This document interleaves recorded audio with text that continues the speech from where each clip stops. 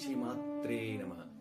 ಯಾರಿಗೆ ದೀರ್ಘಕಾಲಿಕ ವ್ಯಾಧಿಯಿಂದ ನರಳ್ತಾ ಇದ್ದೀರಾ, ಹಾಗೆ ಅಕಾರಣ ಭಯವನ್ನು ಪಡ್ತಾ ಇದ್ದೀರಾ, ಹಾಗೆ ತುಂಬಾ ದಿನದ ಕೋರ್ಟ್ ಕೇಸ್ ನಡೀತಾ ಇದೆ ಅನ್ನೋರು ಈ ಒಂದು ತಂತ್ರ ಮತ್ತೆ ಒಂದು ಮಂತ್ರವನ್ನು ಮಾಡಿ ನೋಡಿ. ನಿಮಗೆ ಜೀವನದಲ್ಲಿ ಖಂಡಿತ ರಿಲೀಫ್ ಸಿಗುತ್ತೆ, ರಿಸಲ್ಟ್ ಸಿಗುತ್ತೆ.